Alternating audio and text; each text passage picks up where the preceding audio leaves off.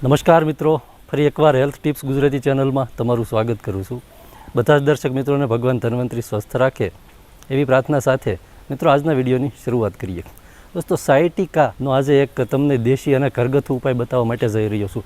Sciatica નામની એક નસ આપણા શરીરમાં હોય છે અને આ નસ દબાવવાને લીધે જે દુખાવો થાય છે, આ દુખાવાનો ઘરગથ્થુ અને દેશી ઉપચાર તમને બતાવું છું. મિત્રો, સાયટિકાની નસ છે એ પાછળ જ્યાં કરોડરજ્જુ પૂર્ણ થાય છે, પાછળનો ભાગમાં સાયટિકાનો દુખાવો જેને કહીએ છીએ, કમરથી શરૂ થઈ અને પગની પાયની સુધી ખતરનાક દુખાવો થાય છે. દોસ્તો, આ દુખાવો એટલો કષ્ટદાયક હોય છે કે કોઈ લોકોએ આપણને કાંટાની સૂળ મારે અને જે કષ્ટ થાય છે, દુખાવો થાય છે, એટલા પ્રમાણમાં પીડા થાય છે. મિત્રો, આ દુખાવો હવે મોટા ભાગે આ સાયટિકાનો દુખાવો છે એ બહેનોમાં થવાની શક્યતા ખૂબ વધારે છે. એનું એક મુખ્ય કારણ એ કે વજન વધારે અને બીજો નંબર એક વાયુનું પ્રમાણ શરીરમાં વધી જાય, વાત પ્રકૃતિ વધે, અથવા જેને આપણે વાનો દુખાવો કહીએ છીએ.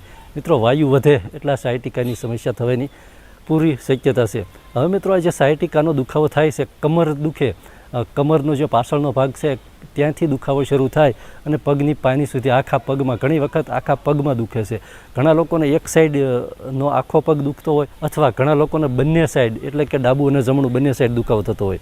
હવે મિત્રો, આ જે સાયટિકાનો ઉપચાર છે એમાં સૌથી કારગર ઉપાય માલિશ છે. એ સિવાય પણ બીજો ઉપચાર છે. મિત્રો, એની તમને વાત કરું એ પહેલાં ખાસ એ કહી દઉં કે જે લોકોને સાયટિકાનો દુખાવો થતો હોય, એટલે કે કમરનો દુખાવો અથવા તો પગનો અને પાયની સુધીનો જે દુખાવો થતો હોય, ખાસ તકેદારી એ રાખવાની કે તમારે લાંબો સમય સુધી એક જગ્યાએ ઊભું ન રહેવું. વધારે પ્રમાણમાં ઊભું રહેવાથી આ દુખાવો વધારે થાય છે. એ સિવાય મિત્રો, ખાસ બહેનોમાં, જે બહેનો ઊંચી એડીના, વધારે પ્રમાણમાં ઊંચી એડીના સેન્ડલ જે પગરખા પહેરે છે, એને લીધે પણ આ દુખાવો થવાની શક્યતા ઘણી બધી વધી જાય છે. જેથી આટલી તકેદારી રાખવી. એ સિવાય ખોરાકમાં ખાટા જે ખોરાક હોય છે એ ખોરાક છે એનું ઓછું પ્રમાણ કરી નાખશો તો મિત્રો, આ દુખાવામાં ઘણી બધી રાહત રહેશે. હવે મિત્રો, આ જે સાયટિકાનો દુખાવો છે વાયુને લીધે થતો દુખાવો છે. મિત્રો, જેને આપણે દેશી ભાષામાં કહીએ છીએ કે ગાદી ખસી જવી, મણકા એની ગાદી ખસી જાય અને જે દુખાવો થાય છે એને સાયટિકાનો દુખાવો તરીકે ઓળખવામાં આવે છે. હવે મિત્રો, આ દુખાવો થાય એટલે માંડ ચાલી શકે એટલા પ્રમાણમાં પણ આ કષ્ટ આપે છે.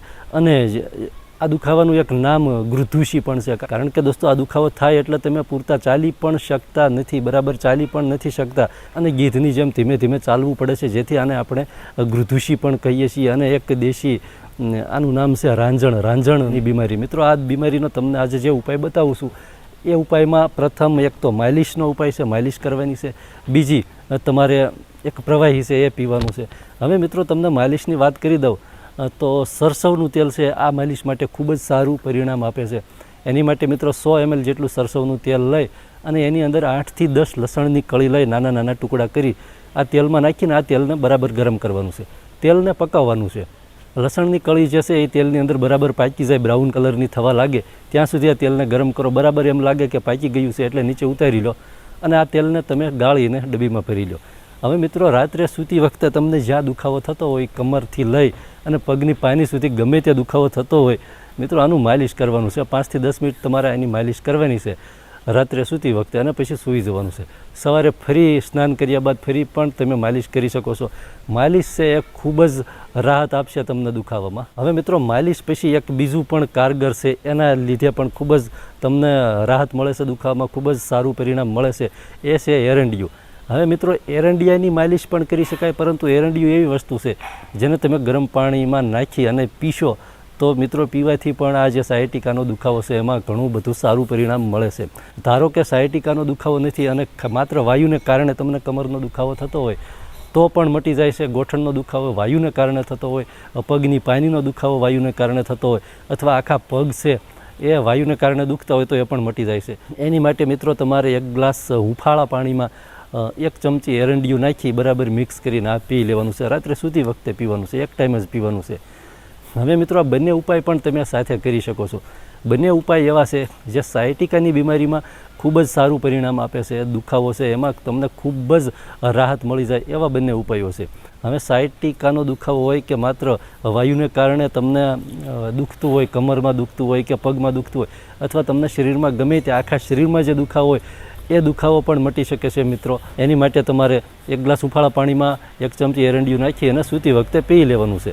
આ ઉપાય એવો છે જે તમને ખૂબ જ સારું પરિણામ મળશે અને દુખાવો છે એમાં ઘણી બધી રાહત મળી જશે અને દુખાવો તમને મટી જશે મિત્રો. તો દોસ્તો આ હતો મારો આજનો વિડીયો. અમને આશા છે કે તમને મારો આજનો વિડીયો ગમ્યો હશે. વિડીયો ગમ્યો હોય તો વિડીયોને લાઇક, શેર તેમજ હેલ્થ ટિપ્સ ગુજરાતી ચેનલને સબસ્ક્રાઈબ કરવા નમ્ર વિનંતી. તેમજ બાજુમાં રહેલ બેલ આઇકન ઉપર પણ ક્લિક કરી દેવા નમ્ર વિનંતી. ખૂબ ખૂબ આભાર. જય માતાજી, જય ભોળાનાથ.